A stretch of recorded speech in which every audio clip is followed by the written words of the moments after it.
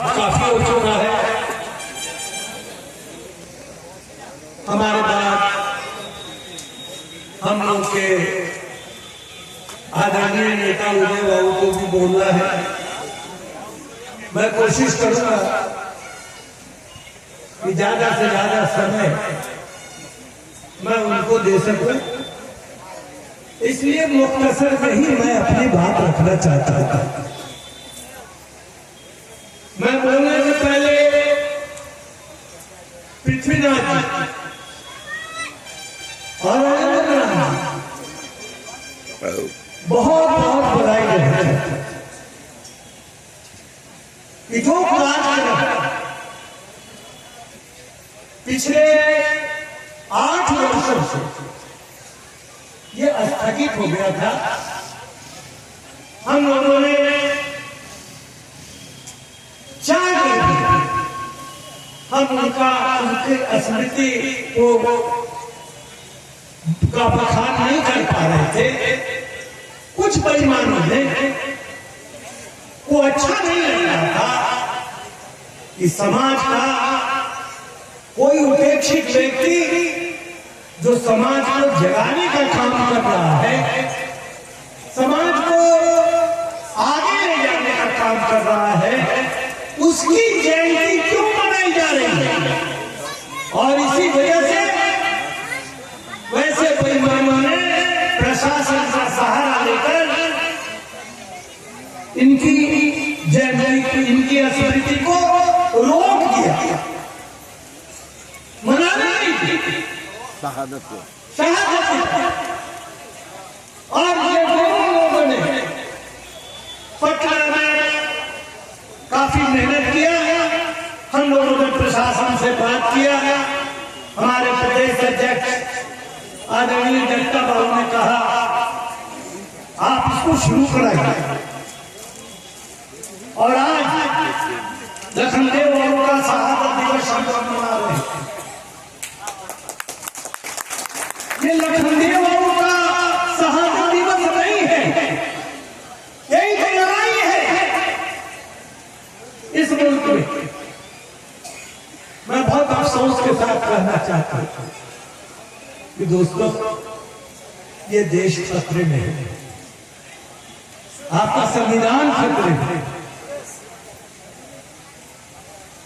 आपके पूर्वज, आपके धरोहर अम्बेडकर, गांधी, डॉक्टर राम मनोहर लोहिया, कर्पूरी ठाकुर, लालू यादव, सभी गरीबों का जो विरासत था उसको कहीं भुला दिया गया और रात के अंधेरे में कहीं गुम हो गया। और आज 9 वर्षों से जो गांधी का हत्यारा था, जो अम्बेडकर का दुश्मन था, जो नहीं चाहता था कि इस मुल्क पर अम्बेडकर का संविधान लागू हो, जो नहीं चाहता था यहाँ गरीब लोगों का राज है, उन्हीं का राज है हमारे पर। हम किसकी दुहाई दे रहे, हम किसकी दुहाई दे रहे। 9 वर्षों से 2014 तक इस मुल्क पर उन्हीं लोगों का शासन है जिन लोगों ने गांधी की हत्या की। मैं तो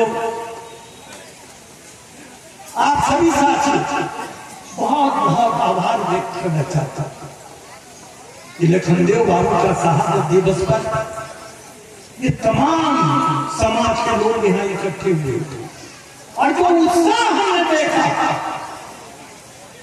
जो साहब को मैंने देखा, मुझको लगता है कि जो पूर्व में हमसे गलती हुई है, इन बेईमानों को हम लोगों ने देश में जगह दे दिया, हम लोग साथ चेत रहे।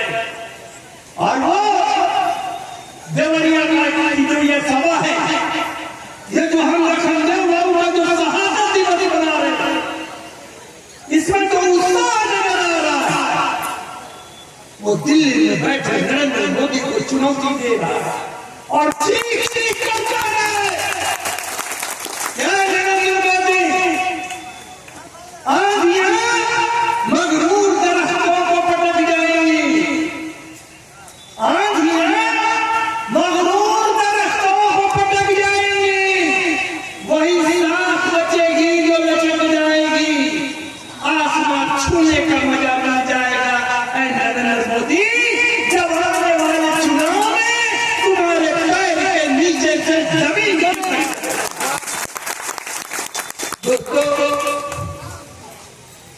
ये देश गांधी का है, गांधी का था और गांधी का रहेगा।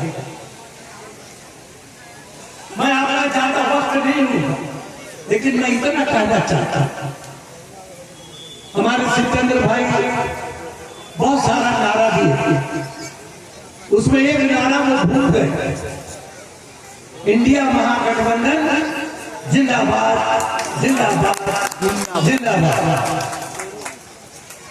हम एक बात और कहना चाहते हैं, सब लोग हमने जिक्र किया अम्बेडकर का संविधान खतरे में है मेरे दोस्तों, और हम लोग दुहाई उनकी दे रहे हैं, लेकिन उनकी बातों पर अमल नहीं कर रहे।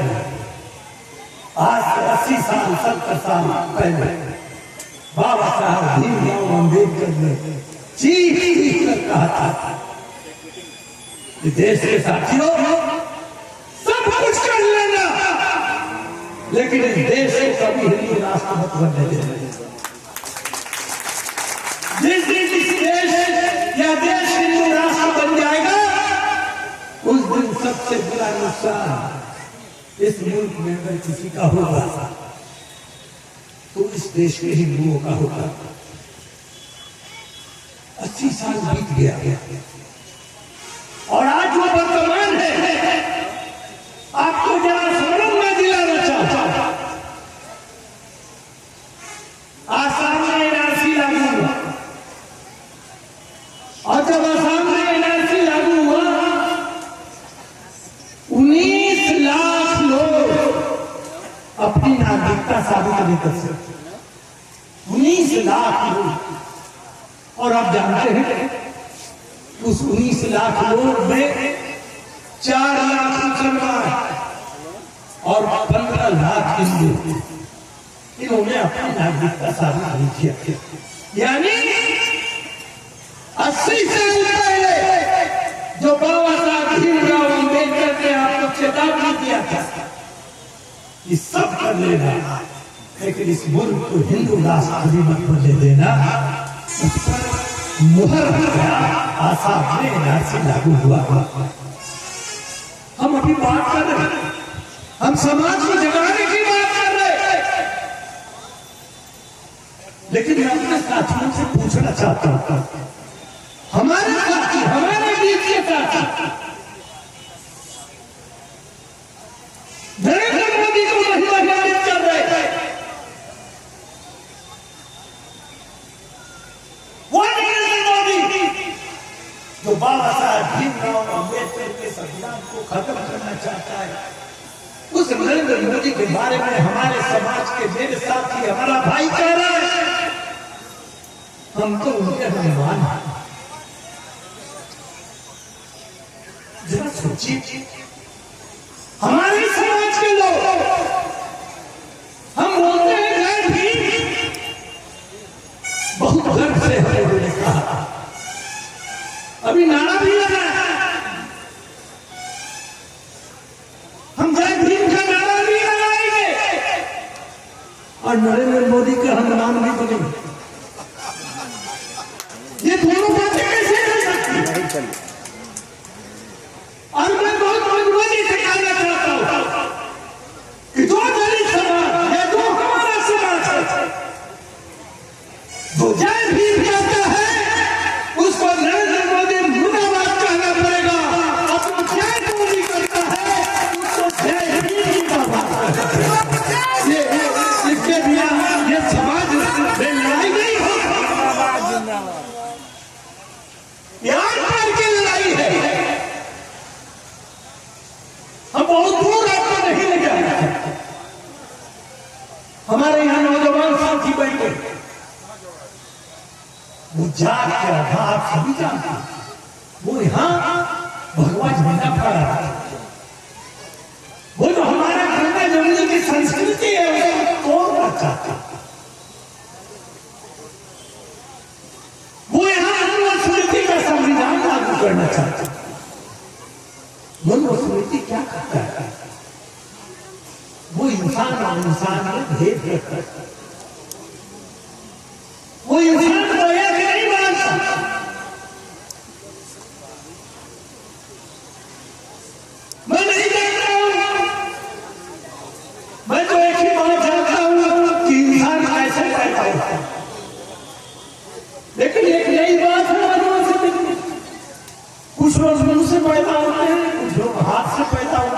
कुछ लोग जागा। ये बात हमारी समझ में नहीं आती। एक ही बात आता कि सब कहां से पैदा और कैसे पैदा, इसके अलावा पैदाइश होती है। तो जो लोग धर्म का सहारा लेके हमारे समाज में तोड़ना चाहते हैं, उनसे आपको लड़ने की आवश्यकता है। हमारे यहां सामाजिक न्याय की बात करते हैं, जब मंडल कमीशन लागू हुआ, मुझको लगता है थोड़ा सा समय हमें लेना चाहिए। जब हमारे यहां मंडल कमीशन लागू हुआ तो देश में हवा चल गई। भारतीय जनता पार्टी के लोग मंडल कमीशन को 2 दिन के लिए रद्द निकाले, अयोध्या में मंदिर बनाने की घोषणा, वो मंदिर बनाने की घोषणा नहीं थी, वो मंडल कमीशन को उस रथ के नीचे चकनाचूर करने की योजना थी। उनकी योजना सफल नहीं हुई। हमारे देश के लोगों ने एकता बनी, जो आज हम खोज रहे 80-85% लोग अपने हक के लिए एक हो गए और मंडल कमीशन लागू हुआ, जो आज हम सबको लाभ दे रहे हैं। फिर इनकी निगाह उसको खत्म करने का, धर्म का सहारा लेकर धर्म की धर्म की जो उसका छद्म भेष है, तो उसका पाखंड है, मैं उस पर थोड़ा कहना चाहता हूं, क्योंकि वो मुख्य बात है आज की तारीख। मैं आपको इतिहास के पन्नों में ले जाना चाहता हूं। झांसी की रानी अंग्रेजों से लड़ रही थी। झांसी का किला अंग्रेजों से घिरा हुआ था। झांसी की रानी के मेन तोपची का नाम था गुलाम गौस। लड़ाई युद्ध जारी था। एक गुलाम गौस के तोप की आवाज बंद हो गई। झांसी की रानी को लगा कि शायद गुलाम गौस मारा गया। वो बदहाल से दौड़ी हुई जाती है, देखते हैं गुलाम गौस खड़ा है और उसके तोप की आवाज बंद है। तो कड़क आवाज में झांसी की रानी ने पूछा, गुलाम गौस तुम्हारे तोप की आवाज क्यों बंद है? बहुत अदब से गुलाम गौस ने कहा, महारानी अंग्रेज मंदिर की ओर से गोलाबारी कर रहे हैं, अगर हम गोलाबारी करते हैं तो मंदिर में टूटने का खतरा है। इतना सुना पूरा हो गई झांसी की रानी और उन्होंने कहा, गुलाम गौस हम जंग आजादी की लड़ाई लड़ रहे हैं और जंग आजादी की लड़ाई में एक मंदिर नहीं हजारों मंदिर टूट रहा है तो टूट जाने दो। ये देश आजाद होगा वो लाखों मंदिर का निर्माण कर लेंगे। ये जज्बा था, ये जज्बा था झांसी की रानी। और आज जब गरीब को कुछ देने की बात होती है हम मंदिर का निर्माण करने नहीं करते, उस योजना को खत्म करने की बात करते आप बेनकाब हो चुके। जनता समझ गई, अब आपको लड़ने में दिक्कत हो रही है। वो भी जय श्री राम बोल रहे और हम भी जय श्री राम। ये कठिन चुनौती आपको भारतीय जनता पार्टी की दोगली नीति को आपको समझना पड़ेगा कि उनकी दोगली नीति क्या है। आप श्रवण की, वो आपके राष्ट्रीय झंडा को पैर के नीचे मसालने वाला है। उसकी नजर में आपके राष्ट्रीय झंडा की कोई कीमत नहीं। उन लोगों ने आपके राष्ट्रीय झंडा को पैर के नीचे मसलाया, तो मसालने वाला भी आई। और आज क्या कह रहा है, हम राष्ट्रीय झंडा घर घर भी पहुंचाएंगे। घर घर पहुंचाने वाला भी है, गांधी की हत्या करने वाला भी है, और गांधी को मुद्दा बंदी करने वाला भी है। बड़ी बड़ी तस्वीर बनाई जाएगी, बड़ी बड़ी तस्वीर। आप इतिहास में ज्ञाता है, कोई भी भारतीय जनता पार्टी का लोग आजादी की लड़ाई नहीं लड़ा, बल्कि इन लोगों ने अंग्रेजों की चमचागिरी किया। और जो अंग्रेजों की चमचागिरी किया, सबसे ज्यादा भारत माता की जय वही। ये बोलते हैं जय श्री राम, हम भी बोलते हैं जय श्री राम, लेकिन मेरे जय श्री राम में शेवड़ी का जूठा बैर खाने वाला ब्राह्मण जाता है, और तुम्हारे जय श्री राम में समाज तोड़ने वाला, समाज में उत्तेजना पैदा करने वाला, समाज के हिंदू मुस्लिम सिख ईसाई की एकता को तोड़ने वाला, तो तुम धर्म की बात करते हो, तुम गांधी की बात नहीं कर रहे हो। गांधी ने कहा हिंदू मुस्लिम सिख ईसाई ये सब एक है, और हम गांधी के आदर्श, उन्होंने कहा कि मुल्क के 4 बेटे, हिंदू मुस्लिम सिख ईसाई, और जब तक इन चारों बेटों में प्यार मोहब्बत प्राप्त रहेगा, इस मुल्क का कोई बाल बाधा नहीं कर सकता। आज हम उसको तोड़ने में लग रहे, क्या चाहते हैं, कौन सा देश बनाना चाहते हैं?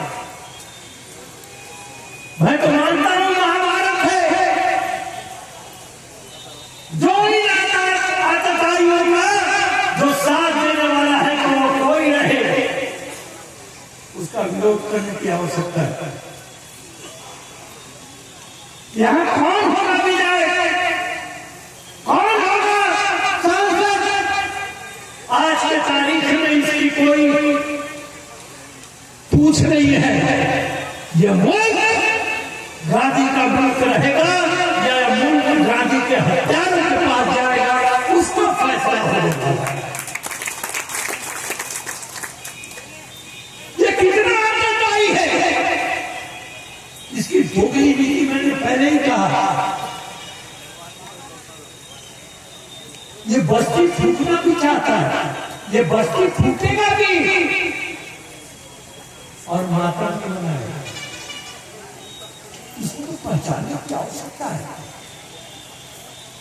कैसे पहचाना? एक भूतल कठिन सवाल है ये। हमारा ही सामाजिक न्याय का 60% वोट जय श्री राम लगा है। मैं बोलता हूं समाजवाद जिंदाबाद, और मेरी बीवी बोलती है जय श्री राम, तो हम बीवी से कैसे लड़े? आप अपने भाई से कैसे लड़िएगा? अपनी बात अपनी मां से कैसे लड़िए? मेरा जवान बेटा मर गया। हम लोग के समाज में पति के लंबी आयु के लिए तीज होता एक व्रत, हमारी पति भी व्रत करती थी,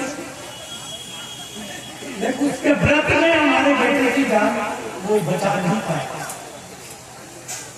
1 साल के बाद फिर मेरी पत्नी ने व्रत रखा, वो मेरे लिए। मैंने उसको कहा, जवान बेटा चला गया, उसकी पत्नी भी तीज करती थी।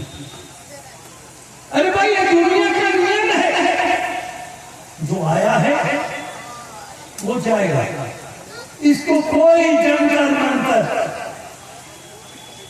कोई इस सच्चाई को नहीं रोक सकता। इसलिए मैं तुमसे निवेदन करता हूं, इस पाखंड से हटो। और जिस तरह मैंने अपनी पत्नी से अनुरोध किया, मैं आपसे भी अनुरोध करता हूं कि आपके यहाँ जो ये पाखंड का रोग वाकया है, जब तक इसे लड़ने का नहीं, भारतीय जनता पार्टी को सत्ता से हटाना बहुत मुश्किल होगी, बहुत मुश्किल। मैं अपनी बात खत्म करने के पहले एक और बात, यानी आपको विचार करने की आवश्यकता। हमारे यहाँ 80 करोड़ गरीबों को 5 किलो अनाज मिलता है। ये बड़ी होगी, एक तरफ छाती पीट चांद आ गया। ये जो चांद पर चंद्रयान गया, ये बेईमान उसको भी अपनी उपलब्धि मानता। उसको मालूम नहीं है कि चंद्रयान पर न हिंदू गया है न मुसलमान गया है, चंद्रयान पर इस देश का विज्ञान गया है। विज्ञान उसके संस्थान को 17 महीने से इसे बेईमानों ने तनख्वाह नहीं दिया और वो अपनी उपलब्धि मानता। ये सब बात आप जानते हैं, मैं उसको फिर नई बात आपको कहना चाहता। ये 80 करोड़ लोगों को 5 किलो अनाज देता है।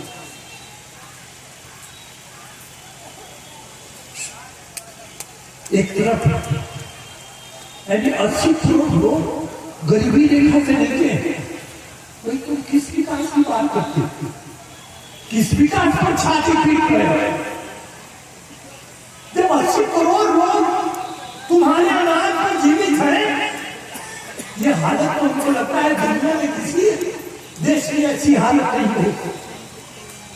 अब मैं गंभीर बात पर आता हूं और आपसे पूछता हूं, अगर कोई ऐसा समय आ जाए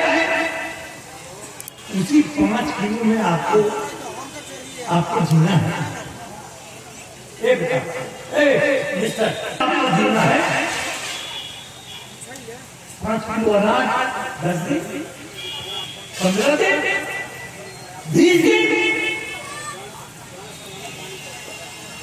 20 दिन के बाद 5 किलो अनाज खत्म हो गया, तो जो बाकी दिन बचेगा महीने में, उसके लिए तो फिर आपका खून पसीना जलाने की बात है।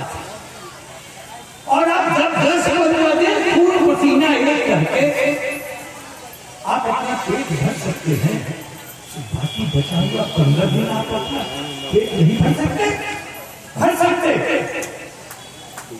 आप लोग के घर में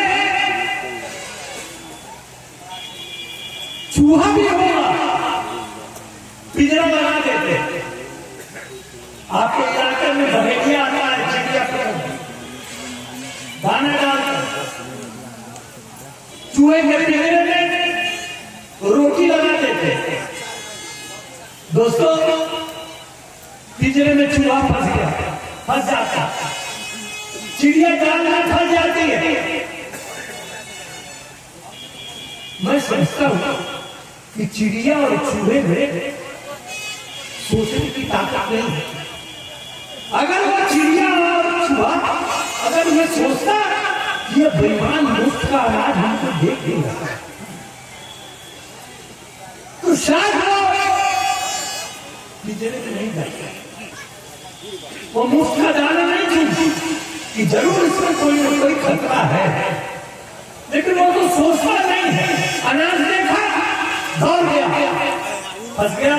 तो जो 80 करोड़ लोग, कोई ये जो 5 किलो अनाज है, हम आपको सोचने वाले लोग, आपने कभी सोचा है कि ये बेईमान कि हम 80 करोड़ को 5 किलो अनाज देगा? अगर नहीं सोचे हैं तो सोचिए, ये 80 करोड़ लोगों को 5 किलो अनाज देके जो आपकी सबसे बड़ी ताकत है, बाबा साहब भीमराव अम्बेडकर का वोट दे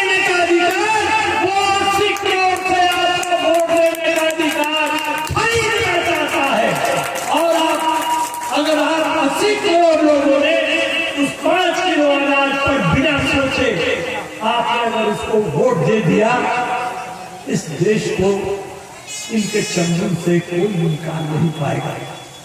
इसलिए मैं आपसे कहना चाहता हूं, हाथ जोड़ के विनती करना चाहता हूं, मैं बार बार बोलता हूं कि लड़ोगे तब भी मरोगे, नहीं लड़ोगे तब भी मरोगे। बिना लड़े मर गए तो तुम्हारा नाम कुत्ता भी लेने वाला नहीं है, और लड़ के मरोगे तो तुम्हारा नाम इतिहास के पन्नों में लिखा जाएगा। फैसला कर लो, कौन सी मौत तुम चाहते हो, कुत्ता बिल्ली वाला या ऐतिहासिक मौत मरना चाहते हो। बहुत बहुत धन्यवाद। हिंदुस्तान जिंदाबाद, जिंदाबाद, जिंदाबाद।